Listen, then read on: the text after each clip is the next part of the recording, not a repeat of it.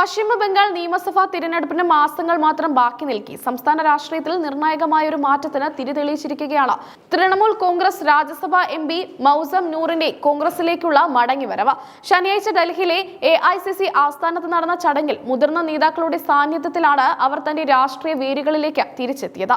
AICC general സെക്രട്ടറിമാരായ Jayaram Ramesh, Ghulam Ahmed Mir, Bengal PCC അധ്യക്ഷൻ ശുഭങ്കർ സർക്കാർ എന്നിവർ ചേർന്നാണ് മൗസം നൂറിനെ പാർട്ടിയിലേക്ക് സ്വീകരിച്ചത്. 7 വർഷം മുമ്പ് കോൺഗ്രസ് വിട്ട് തൃണമൂലിലേക്ക് പോയ മൗസം നൂറിന്റെ മടങ്ങിവരവ് ബംഗാളിലെ കോൺഗ്രസ് അണികൾക്കിടയിൽ വലിയ ആവേശമാണ് സൃഷ്ടിച്ചിരിക്കുന്നത്. ബംഗാളിന് ഇപ്പോൾ ഒരു മാറ്റം അനിവാര്യമാണെന്ന് പാർട്ടി അംഗത്വം സ്വീകരിച്ച ശേഷം മൗസം നൂർ പറഞ്ഞു. ബംഗാളിലെ ജനങ്ങൾ മാറ്റം ആഗ്രഹിക്കുന്നു. ആ മാറ്റത്തിന്റെ തുടക്കമാകാനാണ് ഞാൻ ആഗ്രഹിക്കുന്നത്. കോൺഗ്രസ് നേതൃത്വത്തിൽ എനിക്ക് പൂർണ്ണ വിശ്വാസമുണ്ട്, അവർ വ്യക്തമാക്കി. ബംഗാൾ രാഷ്ട്രീയത്തിലെ ഇതിഹാസമായിരുന്ന ABA ഖാനി ഖാൻ ചൗധരിയുടെ പാരമ്പര്യം പിന്തുടരുന്ന കുടുംബത്തിൽ നിന്നാണ് മൗസം നൂർ വരുന്നത്. തന്റെ മടങ്ങിവരവ് ഒരു കുടുംബപരമായ ആലോചനയുടെ കൂടി ഫലമാണെന്ന് അവർ സൂചിപ്പിക്കുന്നു. കുടുംബത്തിന്റെ പൈതൃകം നിലനിർത്താൻ കോൺഗ്രസിനെ സാധിക്കുമെന്ന തിരിച്ചറിവാണ് ഇതിന് പിന്നിലെന്നും അവർ കൂട്ടിച്ചേർത്തു. മൗസം നൂറിന്റെ അർദ്ധ സഹോദരനും ദക്ഷിണ മാൾഡയിൽ നിന്നുള്ള കോൺഗ്രസ് എംപിയുമായ ഇഷാ ഖാൻ ചൗധരിയും ചടങ്ങിൽ സന്നിഹിതനായിരുന്നു. ഇതോടെ മാൾഡയിലെ ഖാനി ഖാൻ ചൗധരി കുടുംബം വീണ്ടും കോൺഗ്രസ് കുടക്കീഴിൽ ഒന്നിച്ചിരിക്കുകയാണ്. ഇത് ജില്ലയിലെ രാഷ്ട്രീയ സമവാക്യങ്ങളെ അടിമുടി മാറ്റുമെന്നാണ് കരുതപ്പെടുന്നത്. 2009 മുതൽ 2019 വരെ മാൾട്ട നോർത്തിൽ നിന്നുള്ള ലോക്സഭാ അംഗമായിരുന്നു മൗസം നൂർ. മുമ്പ് വെസ്റ്റ് ബംഗാൾ യൂത്ത് കോൺഗ്രസ് അധ്യക്ഷയായി പ്രവർത്തിച്ചിട്ടുണ്ട്. രാഹുൽ ഗാന്ധിയുടെ വിശ്വസ്തയുടെ പട്ടികയിൽ ഉണ്ടായിരുന്ന മൗസം നൂർ 2019 മമതാ ബാനർജിയുടെ പാർട്ടിയിൽ ചേർന്നത്. നിലവിൽ രാജ്യസഭാ എംപിയായ മൗസം നൂർ തന്റെ സ്ഥാനം രാജിവെക്കുമെന്ന് പ്രഖ്യാപിച്ചിട്ടുണ്ട്. ഇവരുടെ കാലാവധി 2026 ഏപ്രിലിൽ അവസാനിക്കാനിരിക്കവെയാണ് ഈ അപ്രതീക്ഷിത നീക്കം. വരും ദിവസങ്ങളിൽ തൃണമൂൽ കോൺഗ്രസ് അധ്യക്ഷ മമതാ ബാനർജിക്ക് രാജിക്കത്ത് ഔദ്യോഗികമായി നൽകുമെന്നും അവർ അറിയിച്ചു. മൗസം നൂറിനെ ബർക്കത്ത് സാഹിബിന്റെ പിൻഗാമി എന്നാണ് കോൺഗ്രസ് വിശേഷിപ്പിക്കുന്നത്. ഖാനി ഖാൻ ചൗധരി കോൺഗ്രസിന്റെ കരുത്തുറ്റ തുണയായിരുന്നുവെന്നും അദ്ദേഹത്തിന്റെ കുടുംബം തിരികെ വരുന്നത് പാർട്ടിയുടെ സംഘടനാ കരുത്ത് വർദ്ധിപ്പിക്കുമെന്നും ജയറാം രമേശ് പ്രതികരിച്ചു. മാൾട്ട ജില്ലയിലെ മുസ്ലിം വോട്ടർമാർക്കിടയിൽ മൗസം നൂറിന് വലിയ സ്വാധീനമുണ്ട്.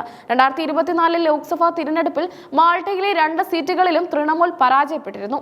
ഇതിന് പിന്നാലെയാണ് മൗസം നൂറിന്റെ ഈ മാറ്റം എന്നത് തൃണമൂലിന് വലിയ രാഷ്ട്രീയ വെല്ലുവിളിയാണ് ഉയർത്തുന്നത്. നിയമസഭാ തിരഞ്ഞെടുപ്പിൽ മൗസം നൂർ മത്സരിക്കുമെന്നാണ് സൂചന.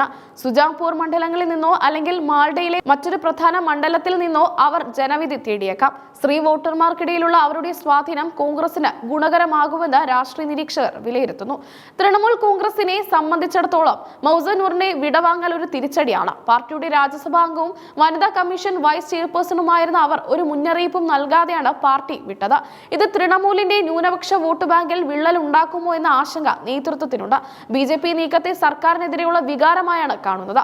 മമതാ ബാനർജിയുടെ പക്കൽ നിന്നും മുസ്ലിം വോട്ടർമാർ അകലുന്നതിന്റെ തെളിവാണ് മൗസം നൂറിന്റെ രാജിയെന്ന് BJP നേതാവ് അമിത് മാളവ്യ പ്രതികരിച്ചു. എന്നാൽ ഇതിനെ രാഷ്ട്രീയമായ ഒരു കുതിര കച്ചവടമായി കാണാനാണ് തൃണമൂൽ ശ്രമിക്കുന്നത്. ബംഗാൾ കോൺഗ്രസ് അധ്യക്ഷൻ ശുഭങ്കർ സർക്കാരിനെ സംബന്ധിച്ചിടത്തോളം ഇത് തന്റെ പ്രവർത്തനത്തിനുള്ള വലിയൊരു വിജയമാണ്. കൂടുതൽ നേതാക്കൾ കോൺഗ്രസിലേക്ക് വരാൻ താല്പര്യം പ്രകടിപ്പിച്ചിട്ടുണ്ടെന്നും മൗസം നൂറിന്റെ വരവ് ഒരു ട്രെയിലർ മാത്രമാണെന്നും അദ്ദേഹം പറഞ്ഞു. ഇടതുപക്ഷവുമായി കോൺഗ്രസ് സഖ്യം തുടരുമോ എന്ന കാര്യത്തിൽ ഇപ്പോഴും അവ്യക്തതയുണ്ട്. എന്നാൽ കോൺഗ്രസ് ശക്തിപ്പെട്ടാൽ ഏത് സഖ്യവും വിജയിക്കുമെന്നാണ് മൗസം നൂർ പറയുന്നത്. പാർട്ടി ഏൽപ്പിക്കുന്ന ഏത് ഉത്തരവാദിത്വവും പൂർണ്ണ മനസ്സോടെ ഏറ്റെടുക്കുമെന്നും അവർ വ്യക്തമാക്കി. ഖാനി ഖാൻ ചൗധരിയുടെ പൈതൃകം ഇന്നും മാൾഡയിലെ വോട്ടർമാർക്കിടയിൽ സജീവമാണ്. ആ പാരമ്പര്യം ഉയർത്തിപ്പിടിച്ചുകൊണ്ട് മൗസം നൂർ നടത്തുന്ന പ്രചാരണം കോൺഗ്രസിന് നഷ്ടപ്പെട്ട പ്രതാപം വീണ്ടെടുക്കാൻ സഹായിക്കും. തൃണമൂലിനും BJPക്കും ഇടയിൽ സജീവമായ ഒരു മൂന്നാം പക്ഷമായി കോൺഗ്രസ് മാറുകയാണ്. നിയമസഭാ തിരഞ്ഞെടുപ്പിന് മുമ്പ് ഇത്തരം മാറ്റങ്ങൾ ഇനിയും ഉണ്ടായേക്കാം. മുർഷിദാബാദ്, മാൾട്ട തുടങ്ങിയ ജില്ലകളിൽ കോൺഗ്രസ് വലിയ മുന്നേറ്റം ലക്ഷ്യം വെക്കുന്നു. മൗസം നൂർ എന്ന കരുത്തുറ്റ വനിതാ മുഖം പാർട്ടിയുടെ മുഖച്ഛായ തന്നെ മാറ്റുമെന്നാണ് പ്രതീക്ഷ. മമതാ ബാനർജിയോട് വ്യക്തിപരമായ വിരോധമൊന്നുമില്ലെന്ന് മൗസം നൂർ വ്യക്തമാക്കിയിട്ടുണ്ട്. ഡൽഹിയിൽ നടന്ന ഈ രാഷ്ട്രീയ കൂടുമാറ്റം കൊൽക്കത്തയിലെ രാഷ്ട്രീയ കേന്ദ്രങ്ങളിൽ വലിയ ചർച്ചകൾക്കാണ് വഴിമരുന്നിട്ടിരിക്കുന്നത്.